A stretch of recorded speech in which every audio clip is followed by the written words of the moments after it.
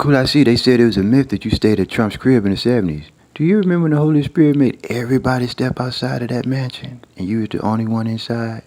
They was looking at the door, couldn't walk back in.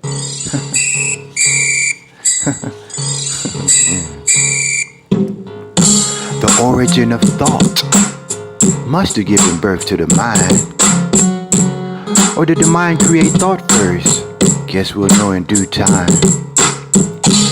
Before there was even a need to think, ooh, that must have been a wonderful feeling. Is there a beginning to a new creation? Guess we won't know until then. Was there a first color of light? If so, which came first? Did light precede its color, or did color give light its birth? All divine illumination must have a source, and of this we can be sure. So the one that created that source clearly cannot be understood. That which is greater than existence itself cannot be said to be merely a being, since being denotes having time and space, making distance unable to be seen. So when was the breath of life conceived? And what took place before we breathed?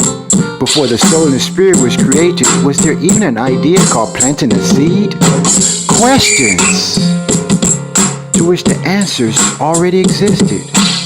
Questions becomes the blessings of life's lessons that we requested.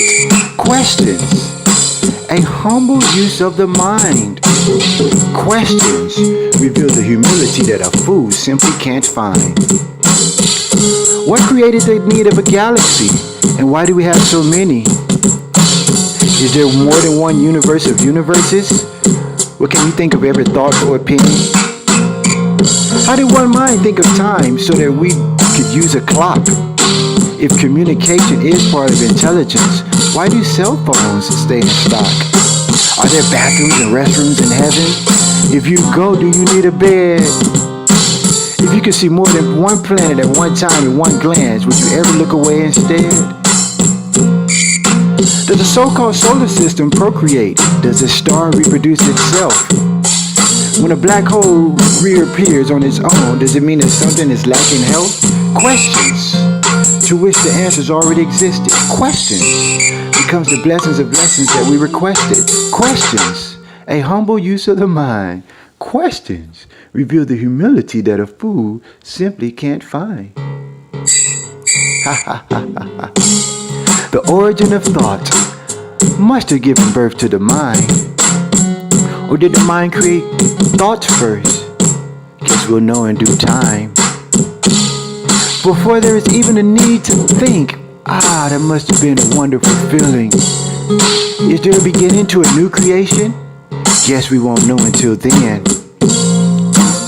Was there a first color of thought? If so, which came first? Did light precede its color, or did color give light its birth? All divine illumination must have a source, and of this we can be sure. So the one that created that source clearly cannot be understood. That which is greater than existence itself cannot said to be merely a being, since being denotes having time and space, making distance unable to be seen. So when was the breath of life conceived? And what took place before we breathed? Before the soul and spirit was created, was there even an idea called planting a seed? Questions to which the answers already existed. Questions becomes the blessings of lessons that we requested. Questions, a humble use of the mind. Questions reveal the humility that a fool simply can't find. What created the need of a galaxy?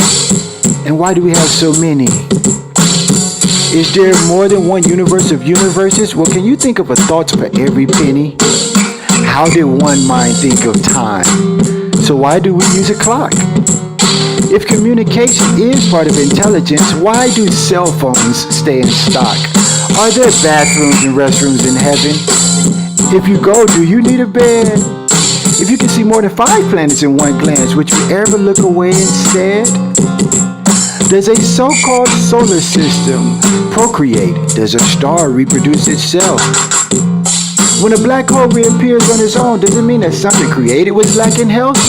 Questions to which the answers already existed. Questions becomes the blessings of lessons that we requested. Questions, a humble use of the mind. Questions reveal the humility that a fool simply can't find. It's the cool I say.